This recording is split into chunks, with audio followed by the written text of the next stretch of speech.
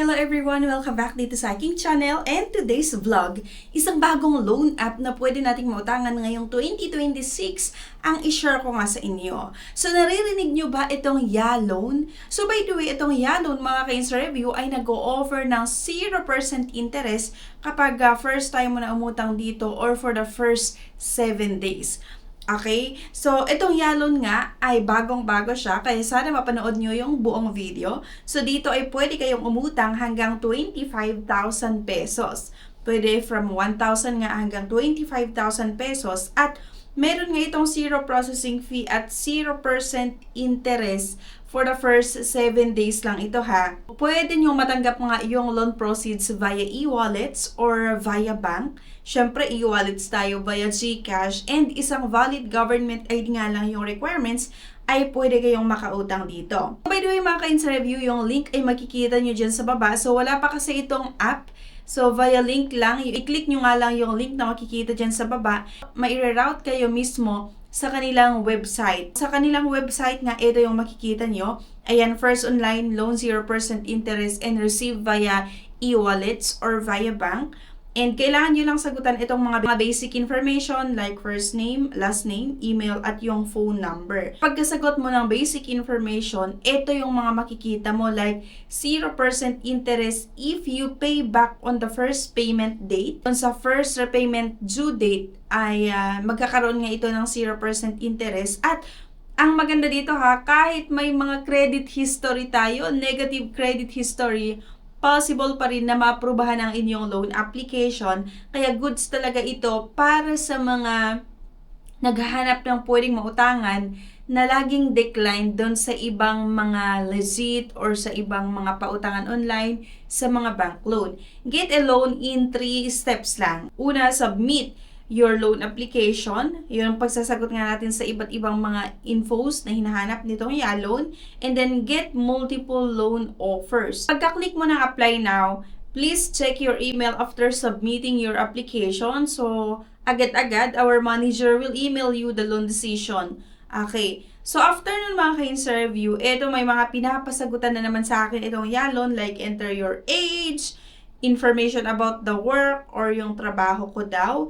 And then, ito yung mga ID na tinatanggap like National ID, UMID, SSS, Driver's License, at yung passport. Kung mapapansin niyo, pagkasagot ko ng mga basic information lang talaga, processing daw itong application natin. Pero bago yon, gusto ko lang din ipakita sa inyo itong nakalagay nga na dito sa YaLoan talagang pinakita nila yung kanilang address, meron din silang email at telephone number. So by the way, dito sa baba niya may nakalagay na the website yaloan.online is not affiliated with any financial institution nor does it offer any financial services. So the site is a compilation of various materials including a directory of trademarks and a limited catalog of financial services. The financial services listed on the catalog are offered solely by financial institution, and it is recommended that you review the terms of the contracts provided by the financial institution before making any purchase. Itong YaLoan ay hindi po sila mismo yung nagpapautang. Ang makikita nyo dito sa YaLoan app ay yung iba't ibang mga pautangan online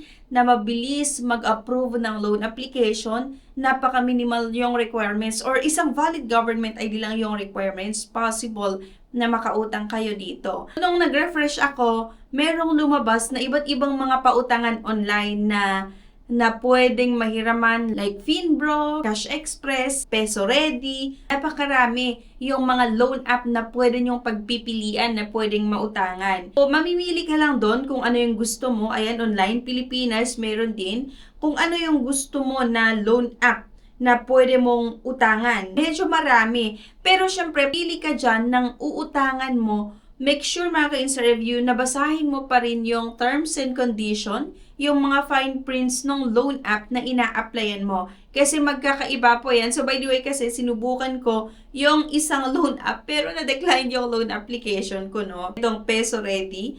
Ayan, sorry to inform you but your request was not approved. Please try once again 1 week after submitting the initial application. Decline yung loan application ko and siguro dati kasi nasubukan ko na rin na mag-try dito sa YaLoan din talaga. And detect siguro nila na same ID lang yung ginamit ko. So ngayon ay ginamitan ko ng isang number or or isang number yung ginamit ko ngayon compared dun sa ginamit ko na nag-apply before.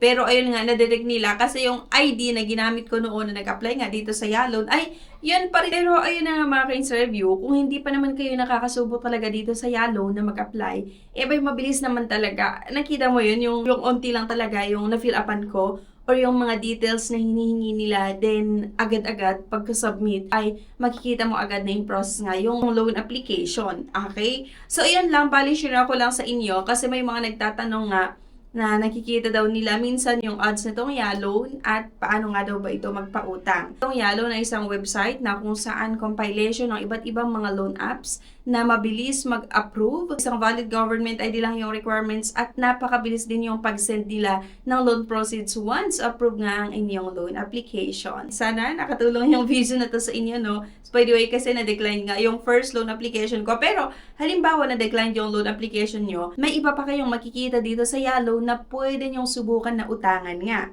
Anyway, thank you for watching. Please don't forget nga to like, share, and subscribe para maging updated nga kayo sa mga susunod na videos na i-discuss nga natin or pag-uusapan natin dito sa aking channel. Yan na Insta Review. Bye!